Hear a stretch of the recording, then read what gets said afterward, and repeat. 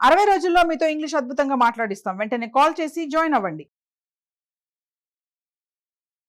నమస్తే, welcome back to Suman TV. నేను మీ సంజయ్. ఈరోజు మనతో పాటు ఉన్నారు తోడు నేడా ఫౌండర్ రాజేశ్వరి అమ్మ గారు. మేమంతా మాట్లాడి కొన్ని విషయాలు తెలుసుకుందాం. నమస్తే అమ్మ. నమస్తే బాబు.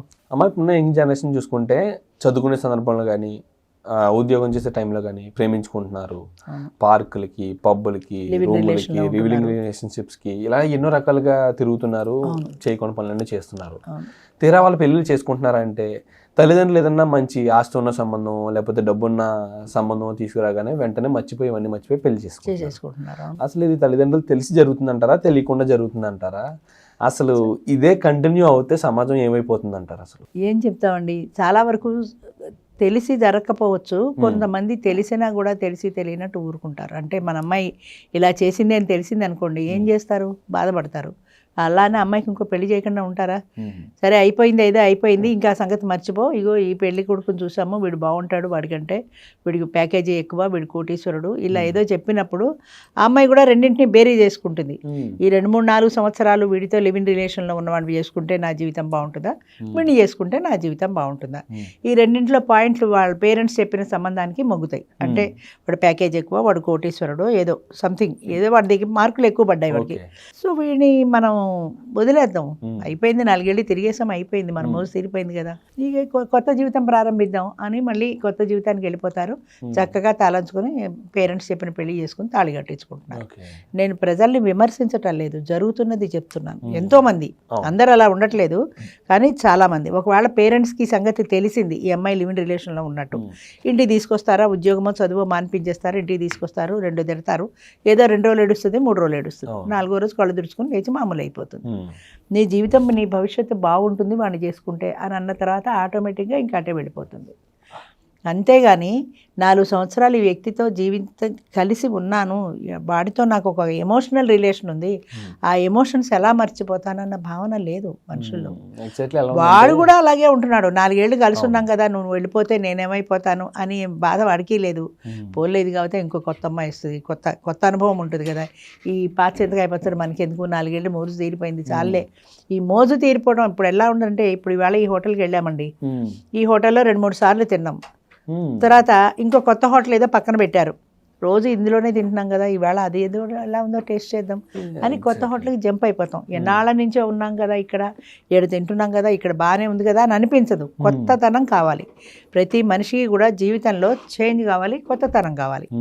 ఈ కొత్తతనం కొత్త బట్టల్లోనూ ఉంటుంది, కొత్త టిఫిన్లలోనూ ఉంటుంది, కొత్త భోజనంలో ఉంటుంది, కొత్త సినిమాల్లో ఉంటుంది, అన్నింటిలోనూ కొత్తతనమే కోరుకుంటారు. అలాగే జీవితంలో విలువల్లో కూడా అంతే, భార్యాభర్తల విషయంలో కూడా అంతే.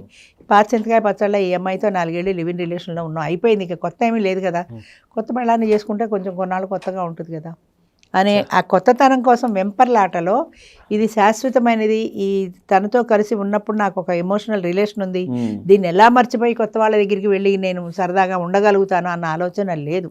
అమ్మ, ఇదే ధోరణి కంటిన్యూ అవుతే సమాజం ఏమవుద్ది అంటారు? అసలు సొసైటీలో ఏమవుతుంది? ఫారిన్ కంట్రీస్లో ఏం చేస్తున్నారు, ఇక్కడ అంతే అంతే.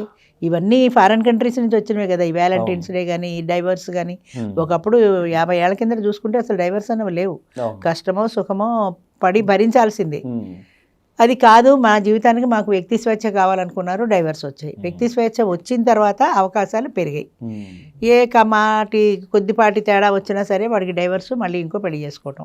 లివింగ్ రిలేషన్స్ వచ్చాక అది ఇంకా ఎక్కువైపోయింది. రీసెంట్గా ఒక అధ్యయనం ప్రకారం నేను ఒకటి చదివాను మ్యామ్, ఏంటంటే అది హైదరాబాద్లో ఎక్కువగా చూసుకుంటే పావురాలు కనిపిస్తుంటాయి. వాటి లైఫ్ స్పాన్ వచ్చేసి 20 నుంచి 25 ఏళ్ళు అండి. ఒక ఆడ మగ జత కట్టిన అంటే అవి 20 సంవత్సరాల వరకు కలిసి ఉంటాయి. అవును. కానీ మనుషులు ఏంటమ్మా మరీ దారుణంగా ఒక 5-6 సంవత్సరాలు కూడా కలిసి ఉండలేకపోతున్నారు అసలు. ఎందుకంటే వాటికి ఎక్కువ కోరికలు లేవు కదా. పావురాలకి ఎంతసేపు వాటికి ఫుడ్, షెల్టర్, ఈ 2 కదా కావాల్సినవి. ఆహారం వెతుక్కుంటే ఆహారం తింటే వెళ్ళిపోతాయి. పిల్లలు పుట్టారనుకో, ఈ ఆహారాన్ని తీసుకెళ్ళి ఆ పిల్లల నోట్లో, వాళ్ళకి రెక్కలు వచ్చేదాకా పిల్లల్ని ఎంత బాధ్యతగా పెంచుతారు వాళ్ళు. ఆ పావురాలు కాదు, పక్షులు ఏవైనా సరే ఆహారాన్ని తీసుకెళ్ళి పిల్లలకి రెక్కలు వచ్చి వాళ్ళంతటా వాళ్ళు ఆహారం సంపాదించుకునే వరకు ఆ బాధ్యత పడతారు. ఆ గూట్లో రెక్కలు వచ్చిన తర్వాత వెళ్ళిపోతాయి. అది చాలా సహజమైన ప్రక్రియ అది. అంచేత భార్యాభర్తలుగా ఆ 2 కలిసి జీవించడం మొదలుపెట్టిన తర్వాత ఆ 2 కలిసి ఉంటాయి. మీరు ఎక్కడెక్కడ తిరిగినా సరే మళ్ళీ ఆ గూటికే వస్తాయి. ఆ గూటి పక్షులు అంటారు, అందుకే అక్కడే కలిసి ఉంటారు తప్ప విచ్చలవిడితనంగా ఇంకోళ్ళ దగ్గరికి వెళ్ళి ఇలాంటి జంపింగ్లు లేవు. ఎందుకంటే మనుషులకే ఇలాంటి జంపింగ్లని, మనుషులకి మెదడు ఉంది, ఆలోచన విధానం ఉంది. ఈ ఆలోచన విధానం వక్రదారులు పడుతుంది. వక్రదారులు పట్టిన కొద్దీ కూడా మనం కొత్తదనం కోరుకుందాము, కొత్త సావాసాలు, కొత్త ఫ్రెండ్స్, కొత్త భార్య, కొత్త లేడీ, ఇలాంటి కొత్త కొత్త కొత్త కొత్త ఆలోచనలు వస్తుంటాయి. వాటికి అవన్నీ తెలియవు, వాటికి ఆలోచనలు లేవు. అది నమ్మిన నిజాన్ని, ఆ పిల్లల్ని పెంచడం తన బాధ్యత, ఆ తన తోడుతో తను ఉండడం తన బాధ్యత, అంతే, అంతవరకు. ఈ సందర్భంగా మీరు ఏం చెప్తారమ్మా తల్లిదండ్రులకు కానీ పిల్లలకు కానీ? అసలు ఎలాంటి లవ్ అఫైర్స్లో 4 రోజులు తిరిగి తర్వాత మళ్ళీ నచ్చిన వాళ్ళని లేకపోతే డబ్బున్న వాళ్ళని పెళ్లి చేసుకునే వాళ్ళకి ఏం చెప్తారు మీరు? జీవితం అనేదండి చాలా అద్భుతమైంది. దాన్ని మనము సక్రమంగా దాన్ని ఒక పద్ధతిలో జీవించగలిగితే చాలా హ్యాపీగా ఉంటుంది. జీవించగలిగితే అందులో ఏంటంటే చెప్పాను కదా, స్వాభిమానం అనేది ఉంది, నిస్వార్థం అనేది ఉంది, స్వార్థం కాకుండా. వీటన్నింటినీ తీసుకెళ్ళి మనం మడతపెట్టి దాచేసాం ఎక్కడో. అంచేత స్వాభిమానమా బుచ్చ, హాయిగా దాని పక్కన పడేస్తే పోయింది కదా, 2 తిడితే తిట్టాడు, మనకి ఏదో డబ్బులు ఇస్తాడు కదా అన్న ధోరణి ఎప్పుడైతే మనుషుల్లో వచ్చిందో, ఈజీ మనీకి ఎప్పుడైతే ఆశపడ్డారో ఆనాడే వీళ్ళు వాళ్ళ విలువలకి తుంగలో తొక్కేశారు.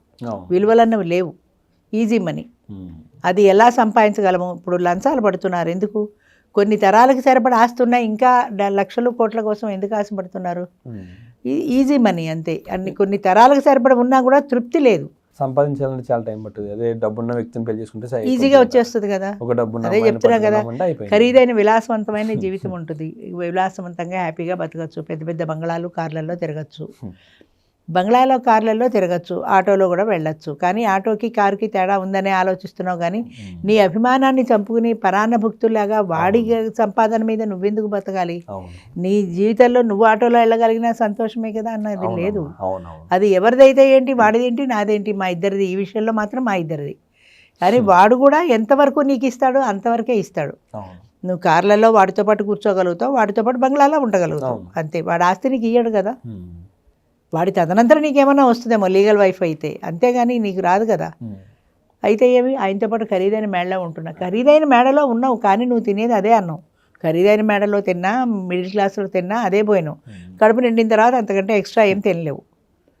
అయినా సరే ఏదో ఏదో ఏదో ఏదో అంటే ఆశకు అంతు లేదు. ఇంకా ఆ దాహం ఎక్కువ, ఇంకా కావాలి ఇంకా కావాలనే దాహంతో అది తీరక బాగా డబ్బును వాళ్ళని చేసుకుంటే మన కోరికలన్నీ నెరవేరుతాయి కదా. థ్యాంక్ యూ అమ్మా, thank you very much. Thank you.